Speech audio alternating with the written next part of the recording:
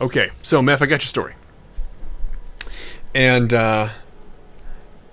this is from a couple years ago. It was actually when I was going into paramedicine. I think I just finished my EMT. I think so. I think I was working part-time as an EMT. I was going to school full-time. Yeah, that's right. And I was doing just side jobs. My buddy ran a security agency. I've always been tall, and I used to be a little bigger. I'm kind of slender right now, but like I used to be. I would fill this out a lot better a couple years ago. But the deal is, he ran security. He ran a security thing, and so you would contract his company, or the company he worked for, whenever you had a concert, and it was usually big time stuff. And I had kind of a deal with him where, like, if he was ever like totally shafted, he would like slip me some cash, and I'd come in, don't tell the tax man, and basically I would just prefer that he not put me in a shit place. Well, one day he calls me up and he's like, "Hey Lou, I need a favor. Can I get you to come in tonight? I'm totally boned." And I'm like, "Dude, I'm not gonna like guard a fucking parking lot, okay?" And he's like, "No, I'll make it worth your while." And I'm like, "Dude, I'm telling you, I'm not interested." And he's like, "Dude, come on. And eventually I crack, I cave, and I go. I don't know what I'm doing. I know that I'm guarding a dressing room. And one of the things that I do love me some Hutball. What do you think? Does that meet your standard? Yeah, I like it. Were you looking to make Lurk a little more poppy, or is that good? I think I think it's good. All right, it's good. It's good. I love it personally. Got the Lurk. Anyway, so he calls me up. I go, and when you show up to these things, the talent doesn't show up to this shit for hours, right? Like they have people who show up and set up the dressing rooms for like 7 to 8 hours. I love the hype. The hype is my favorite too.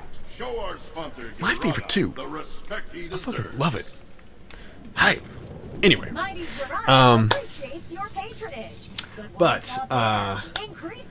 so the handlers show up way beforehand, and they do prep work on these rooms for hours, way before any of the talent shows up. Way before the talent shows up. Like they'll set up a room for like 7 hours that the band will spend 10 minutes in. And it's just because like that's how this works. Anyway, so this night, I'm just kind of watching this woman like kind of start shit off, and she's, "Oh, you trash panda. No, not today."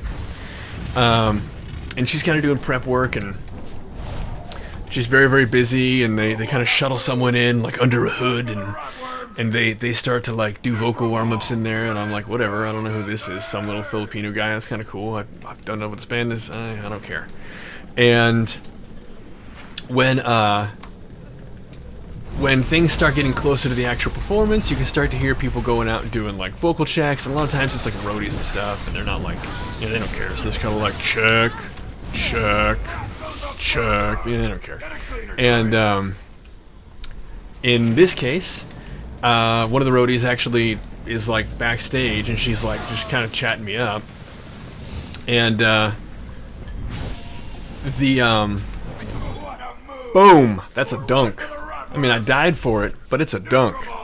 Anyway, one of the roadies is chatting with me, and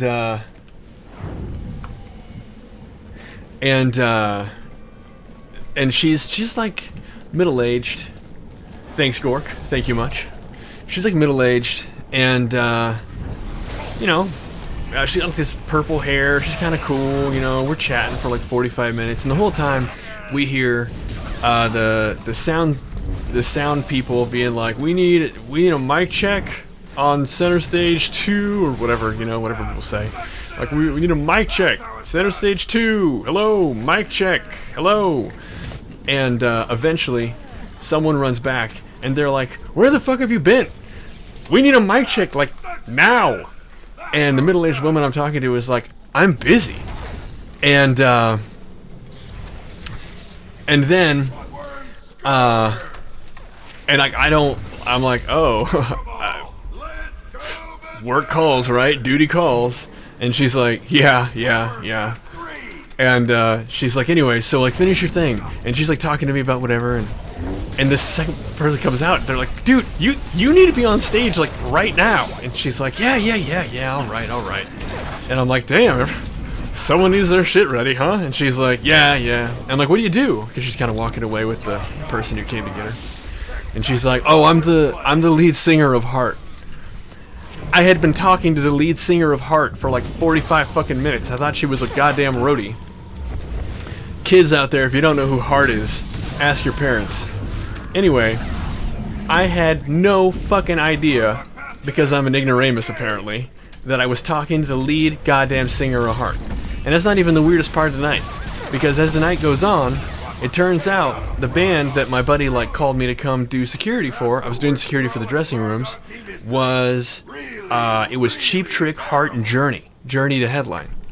And the little Filipino guy came in, was actually the lead singer of Journey. Yeah, I know, dude. I know. It's okay to hate me. It's all right. So the little Filipino guy is actually the lead singer of Journey. I didn't know this because, again, ignoramus. But the deal is with his thing, when the lead singer, the original singer of Journey quit, they held like a worldwide competition because they didn't want the whole band to like go down the toilet. And they did a competition to see who sounds the most like the previous singer of Journey in the world. And they went all over the world and they held this huge competition. It was like back in the 80s or early 90s or something. And apparently this little guy won. And he's amazing. He's incredible. The deal is though, and I didn't know this because again I have no idea what the hell I was doing. He doesn't speak. He doesn't talk to preserve his voice. He only whispers, and then he does vocal warm-ups for like 10 fucking hours before he actually goes out on stage. And like he was just doing like his vocal shit, and like the chick who was back there, this is so funny because they're just kind of coming in all around me, and like they're doing their shit. Oh, Journey's great. I don't think anybody hates Journey. Like, people might not like think they're great, but like there's no way anyone hates Journey. Anyway, the deal here is that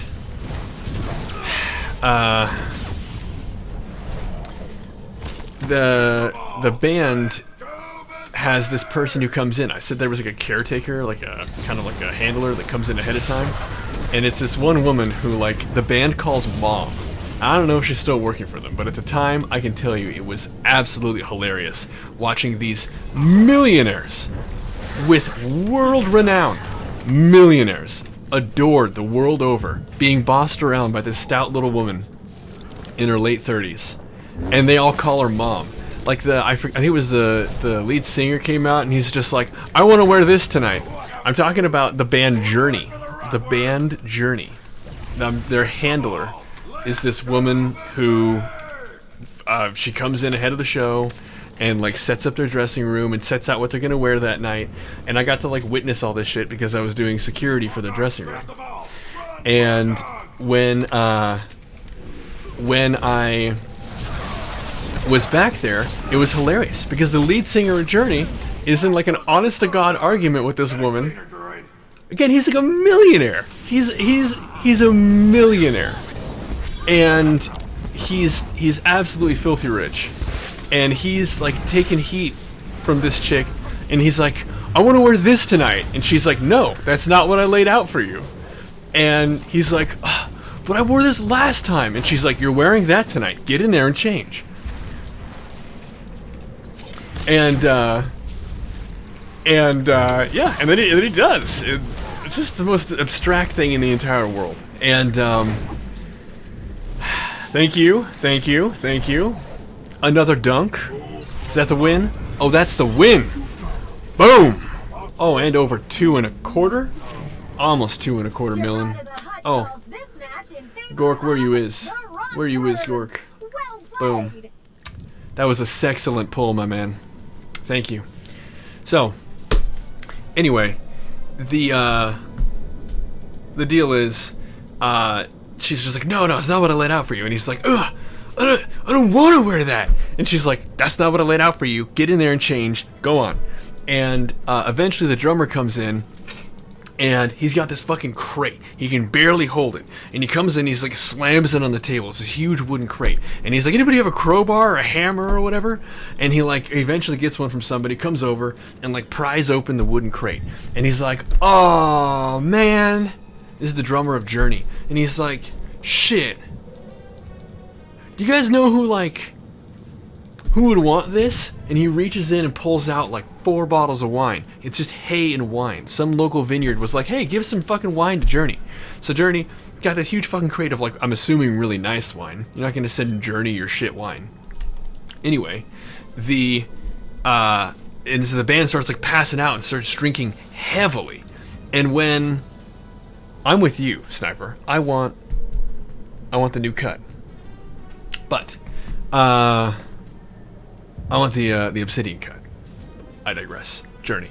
So they start passing out wine, and the bassist of Journey had been fucking with me the whole night. I didn't really mention that because it doesn't really come up till right now.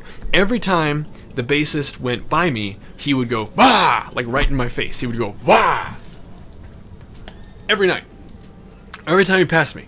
He did this probably about a dozen, maybe 20 times before the end of the night when he was fucking drunk. He was like being rushed out to the vans, and he was like purple lipped. You know, if anybody hangs out with like winos, you know how that goes. And I don't know if he was a wino. I'm not trying to say he was. I'm just saying that like that's like wine drunk. It's a guarantee. And this guy had like purple lips, and he's just having a good time on free wine. He's the basis of Journey. Far be it from me to question anything he does.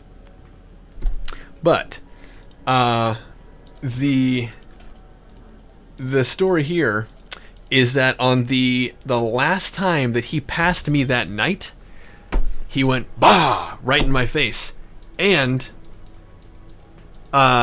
he had a whole bunch of picks in his hand. He had a whole bunch of guitar and bass picks in his hands that he had signed, and he threw them in my face the last time that he walked by me.